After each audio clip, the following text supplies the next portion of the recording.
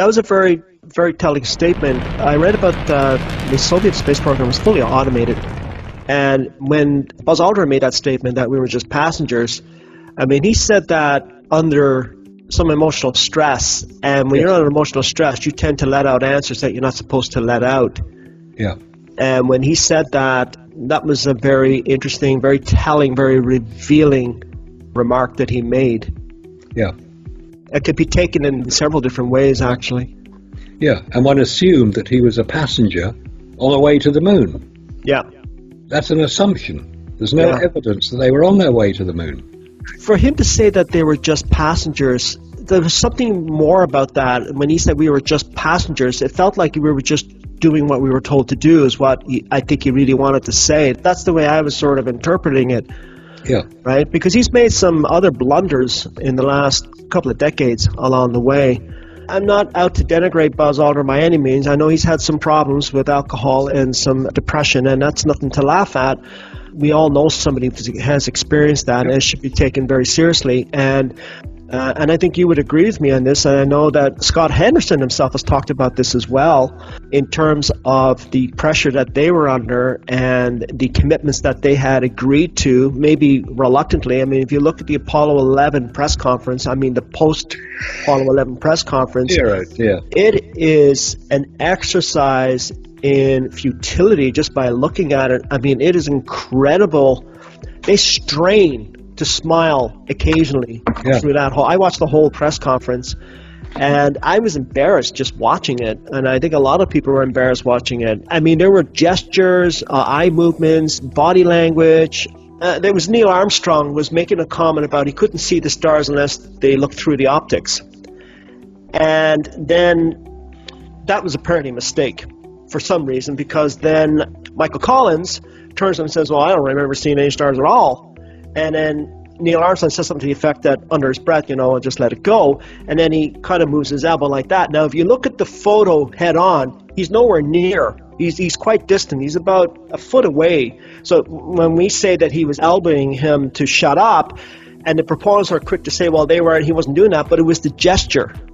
Yeah. He made that gesture. It was a signal with his elbow to, okay, let it go. Let's stop this, right, and move on to the next subject. They weren't touching. There's two shots. You see them on an angle, and it has the illusion that they're sitting very close together.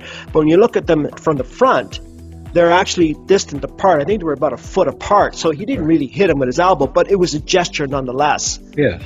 And that's what I noticed, because that was a mistake. And I also noticed that, if I'm not mistaken, that particular dialogue between Michael Collins and Neil Armstrong was reversed in the official transcript of that press conference, which is not a mistake.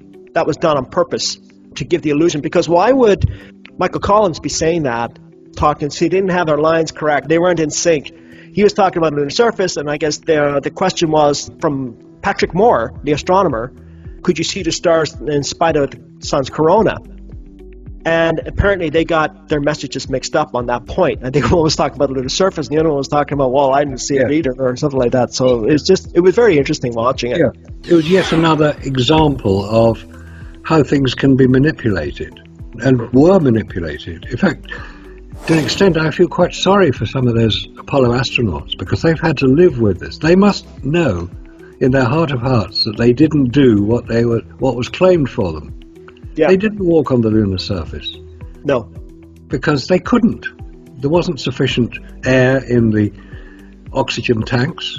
I mean, 7 hours, 56 minutes on Apollo 17 on one of the EVAs.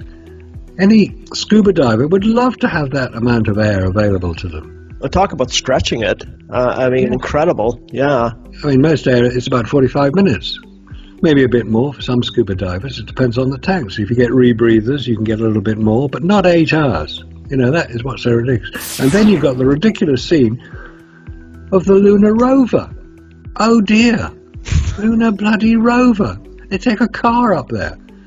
It weighs, on Earth, that thing weighs 450 pounds. On Earth. How much extra fuel would it be required to launch that into lunar orbit? You know what, Marcus, that's a very good question. And Scott Henderson also mentioned that in terms of the weight and balance of the lunar module. Yeah, it's a vacuum, but you still need proper weight and balance, and you still have to deal with 1/6 gravity, lunar surface. So you need weight and balance in proportion to its flight path.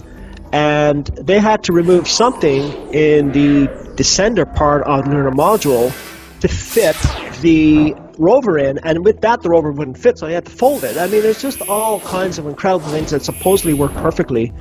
When you break it down bit by bit by bit by bit, you actually see it. And I think it was Bart Sabril in our HBO interview when he said, if people will just detach themselves emotionally from all of this, they would see it for themselves. Yeah, that's a good point. It's a very good point. You mentioned earlier the 850 pounds of moon rock that were brought back. And I mentioned that in book, yes, yeah, and you have one. I got a piece of moon rock. It's a collector's item. It's worth about $1 million. I mean, it's quite big, you know. Come on, NASA, come and get it. Basically, you know where it is, NASA, if you want it back.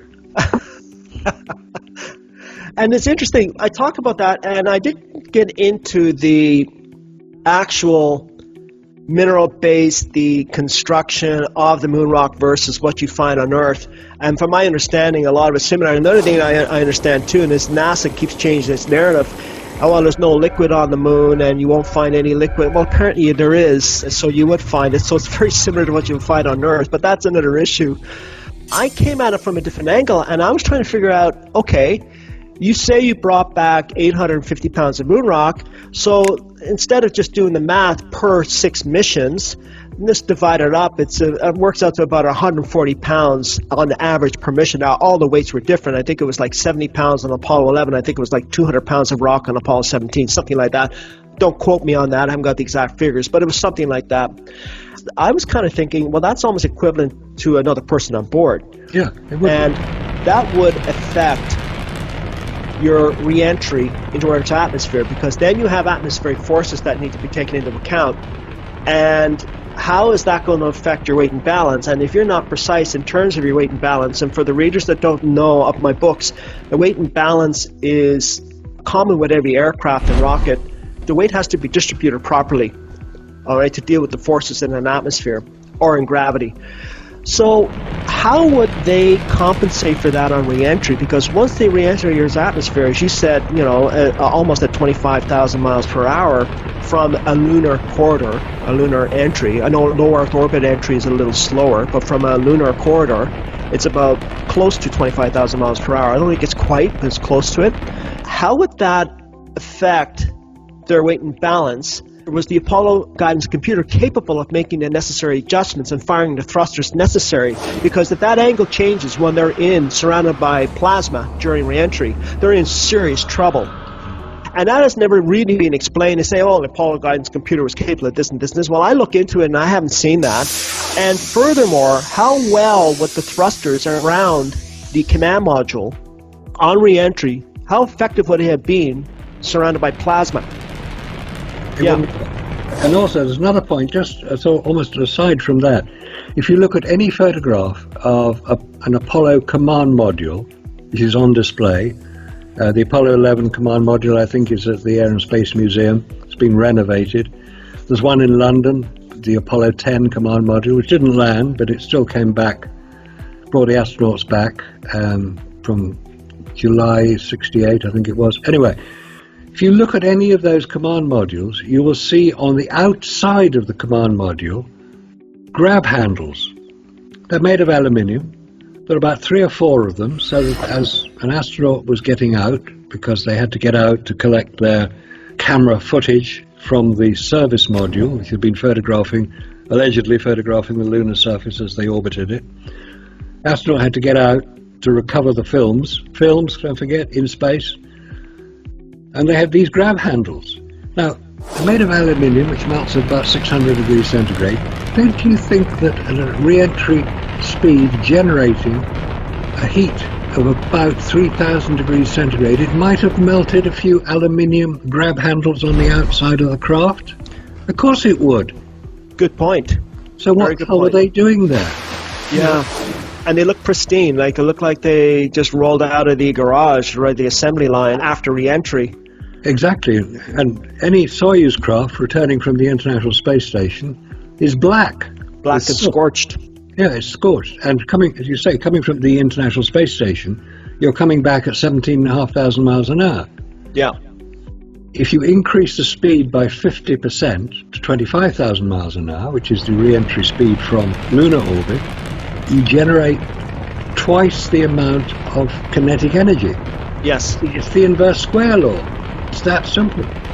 Absolutely. In fact, before then, they were doing with unmanned spacecraft. I researched this and I put this in the chapter, I think it's chapter 5 of my second book. Those temperatures can reach temperatures greater than the surface of the sun on re-entry. Very hot. Yeah, we're talking some serious temperatures here. But I just want to clarify, you were talking about, when you mentioned that, was that an observation by Emmanuel Garcia, I believe? Yes, I think it was. Yes. Yeah, he, by the way, for the readers, a lot of what we've been talking about in this video, I put an appendix, I've added an appendix to book 2. And Appendix A, I discuss Marcus Allen's work. Appendix B, Robert Williams. And Robert Williams is the one who owns the YouTube channel. And he's also written a paper and done some really good work on the vacuum of space. It was co-written by Marcus Allen and Scott Henderson. I talk about another author who made some very interesting observations, T.J. Heglin. He brought up a very good point about the size of the moon. When you look at the moon from the Earth's surface versus looking at the Earth from the lunar surface, and I wrote an appendix on that. It was a very interesting observation on his part. And of course, Scott Henderson is in there in the appendix section, and I put a few photos in there. And Phil Kautz, Phil Kautz, am I saying that right? Phil Kautz has done some very excellent work. And of course, there is a section on Manuel E. Garcia, MD. Now, the reason why I mentioned him when you were talking about the aluminum handles, I don't actually talk about that part in there. I talk about some of the other papers he has written. Emmanuel Garcia has written some very good papers on psychology aspect of it as well. Yeah. So I thought that would be just worth mentioning for the reader. Yeah. Just one point. You mentioned Robert Williams, who's done some fantastic work. Yeah. His YouTube channel is called Apollo Detectives. So just punch in Apollo Detectives into YouTube, not into Google. You'll come up with his YouTube channel. Let's see a picture of Robert. He's quite a private person. He's a very good editor. He's a good compiler of information. And he has as much interest, if not more, than we do in basically exposing the anomalies, inconsistencies, and unexplained details of Apollo. That's what we do. We ask questions. Yes. And if there are good answers to those questions, great. Look forward to receiving them. But if there aren't good answers to those questions, we want to know why. And we want to know what NASA have done to overcome several problems we've identified. Yeah. I mean, your work on the F1 engine and the Saturn V rocket and the launch of it and the speed of it, I think is excellent. It demonstrates that the Saturn V rocket could not have done what NASA claimed for it. No. And a lot of that work, too, a lot of my information came from, well, it was a very good source on the Alles.com website. Ivanko Gennady, if I'm saying his name correctly, a Russian scientist, and he's done some really good work. And then a lot of also came from official documents and books written supporting the Apollo missions. And I just want to mention briefly a bit of a call out to Bill Kaysen, because he was really the first one to draw attention to the F1 engines. He worked at Rocketdyne, the manufacturer who built the F1 engines, or who got the contract. It was actually, I think, started by the Air Force, but they took it over. Yeah. In 1958. He worked from 1958 1963. And he's been slammed a lot. Well, he was just basically a technical reader. He wasn't an engineer, but he was obviously qualified enough, according to Rocketdyne rather, to be hired to work for their corporation to analyze the data, the F1 engines. And he was seeing data that didn't add up. I think he actually alluded to, if not outright said it, was falsified, right? And a lot of and I just want to mention this other point about the F1 engines is a lot of the data itself up to 1959, there was no reason to hide it at that point, because they didn't know what those engines were going to be used for. Because remember, the Apollo program wasn't announced until President John F. Kennedy, when he announced it in 1961. They did reach a point where they got full power for less than a second with the F1 engine, and that's it. So any data that comes from those F1 engines from 1961, 62, 63 on would be part of the telemetry data, the telemetry tapes that have gone missing or are actually being destroyed, right? Yeah. So you can't trust any of that data because the proponents will say, yeah, but that information has been printed out. Okay, but where's the source of that information? Where's the original source? And that's gone. And NASA was doing computer simulations anyway. So all of that information, the F1 engines, the performance of the Saturn V rocket, so on and so forth, was all on those 140,000 reels of telemetry tapes that have since disappeared, right? Yes. So I just wanted to mention that because Bill Kaysen was the first one to bring attention to that in his excellent book in 1976, 1977, I believe, when it was first released. Yeah. And he was ridiculed for decades and decades. And now it turns out, he's been vindicated because he was right all along. We're all seeing it now. It's interesting you say that he was vilified for what he originally said. His book, it was self-published in, I think, 1977, 78, somewhere around there. Yeah. Called We Never Went to the Moon, America's $30 billion Swindle. It was another 16 years before Ralph Rene published his next book, which is the next book on the subject of Apollo, called NASA Mooned America. Yeah. Which is still, both of those books are still available. Yes. That was followed 7 years after that by Dark Moon, which is probably the definitive book on the subject. Very good. 500 pages. And your books now, and Trevor Weaver's books now. The amount of information, which you've already mentioned on the Aulis website, aulis.com website, there's more information goes up there all the time. And there's some very, very good work. This is, one could call it peer-reviewed, insofar as a lot of people check it out. And if there are mistakes in there, they'll get corrected. That's what peer review is about. We're not talking about pal review, where your friends agree this is the right thing to write. Pal review is what destroys science. Peer review is what supports science. Exactly. And exactly. Just one point on people who attack those who ask questions about Apollo. If even half what we are saying is correct, that there are problems with radiation in space, there are problems with the vacuum in space, there are problems with humans surviving in space, there are problems getting rockets into space in the way that we have been told they got the rockets into space. There are problems with that. Why haven't any of the scientists here on Earth, the photographers, the biologists, the astrobiologists, the physicists, the scientists who know about the information, why haven't any of them come forward? Not necessarily I agree with this bunch of kooks who are continually having a crack at NASA, but this is a scientifically based question. Why haven't they come forward to say it? The point is they have. Quite a few of them have already done that. Yeah. I'm in contact with quite a few people who are fairly quiet, don't want a lot of publicity, but have seen what I've had posted on YouTube, posted online, stories that come out through social media. I can't dispute what you say, is quite often what they'll start off by saying. And then they'll maybe come up with a few pointers to indicate that maybe I was wrong. I don't say I'm 100% correct. I say, if what I say is not correct, please give me the information so I can correct it. Yeah. Because I want NASA to be correct when they say we can send humans to the lunar surface and return them safely to the Earth. That's all I want.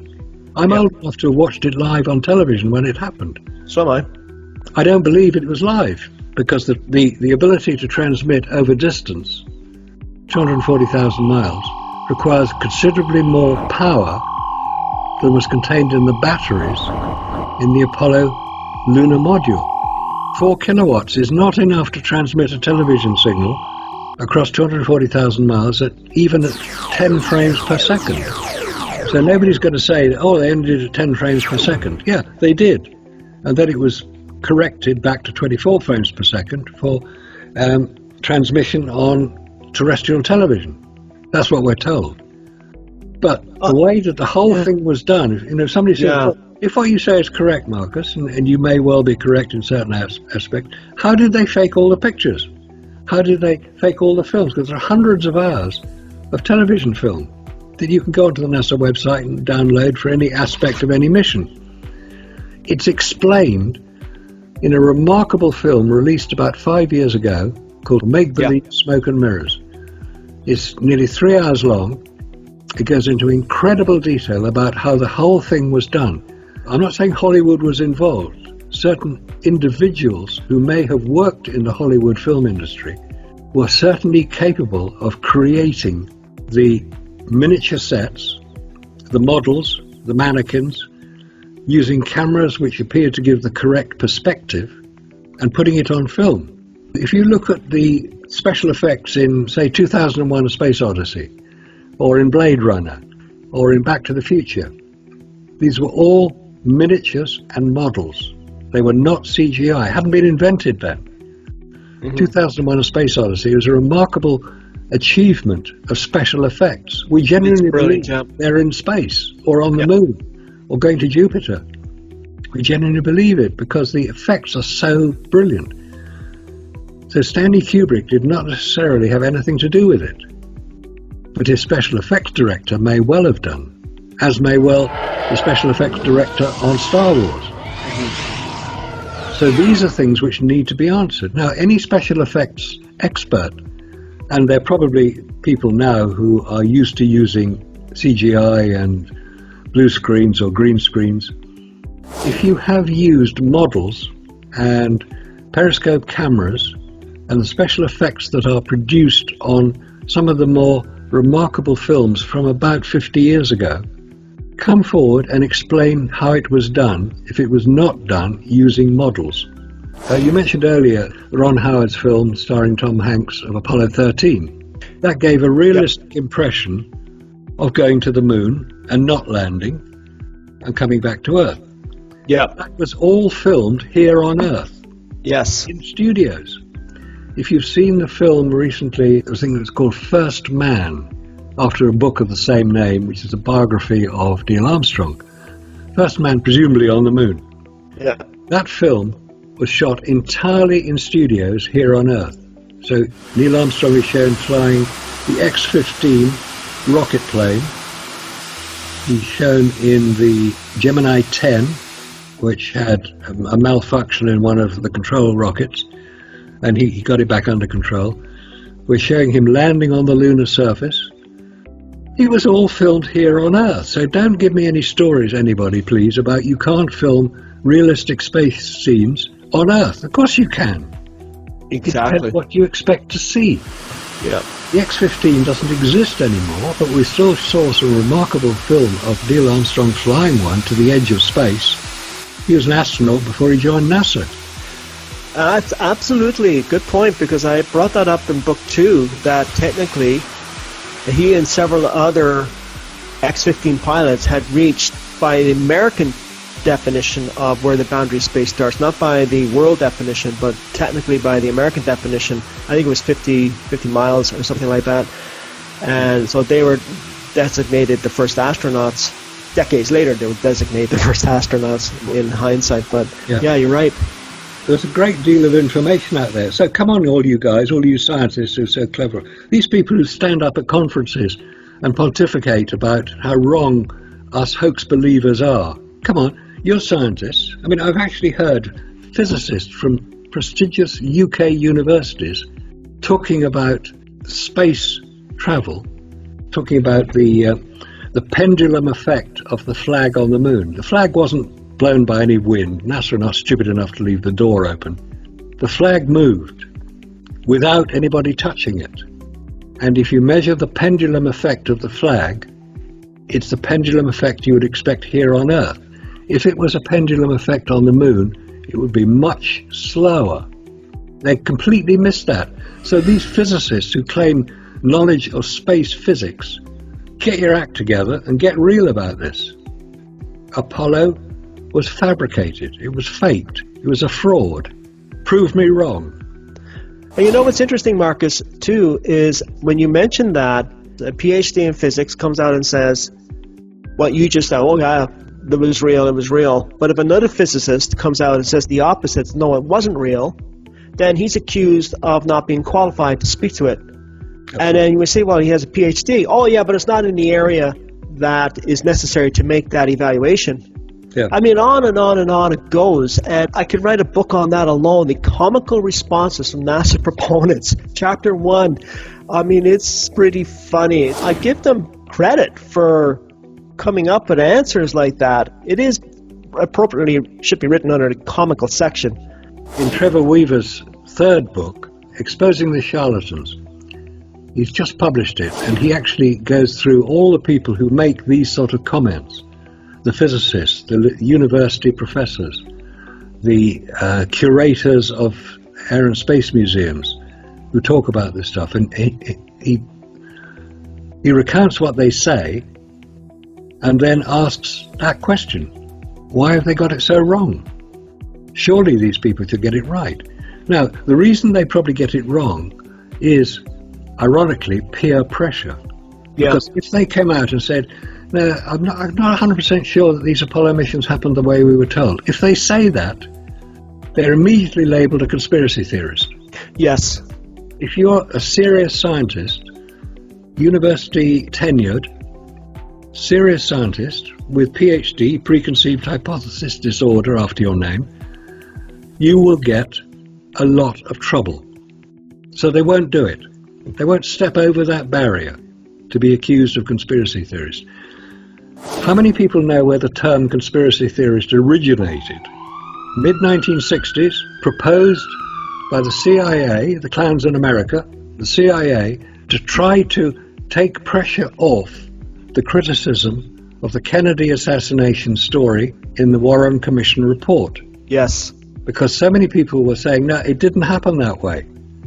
There's no way that a lone gunman achieved that particular shot. Didn't kill the president.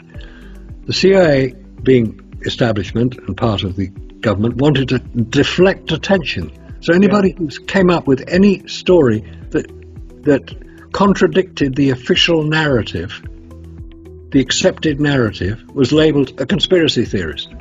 Absolutely. And that is still happening today.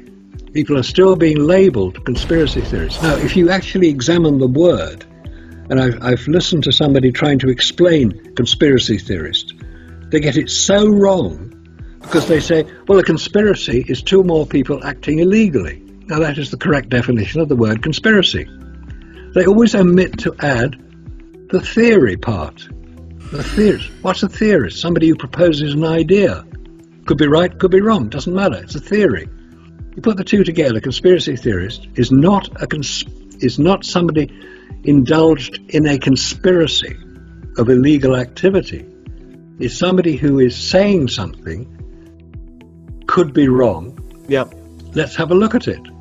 I could be wrong, I could be right. This is what I'm saying now. I could be wrong, I could be right. I think I'm right. Nobody's ever disputed it. You've written 2 books on the subject. You've probably been called a conspiracy theorist. Yeah, actually, I get attacked all the time, especially on Facebook, from other people accusing me of a conspiracy theorist, so I always challenge them to a debate, and I never hear from them again. Wonder why? Yeah. The interesting thing, though, about the term conspiracy theory is that I get accused of being, you're a tinfoil hat-wearing conspiracy theorist. But here's the irony, and the irony is that, as you just pointed out, Marcus, that it was the CIA that invented the term conspiracy theory to deflect criticisms of the Warren Commission report on the JFK assassination. So therefore, the tinfoil hat is really on the person accusing you, because they're the ones that are being manipulated by the CIA, not you or I or anyone else who's questioning it. Yeah. That's part of our existence. It's part of human history to question everything. This whole narrative now of questioning anything that is even hints at questioning the official narrative as applies to anything is no longer allowed. It's not tolerated. We will not put up with it. Do as we say and don't ask questions. Yeah. And so that narrative with the Apollo missions has now taken over our society, although I think that's going to come to an end soon. I'm seeing a lot of pushback on that, and which is good. And I think there's going to be a lot of pushback and some disclosure.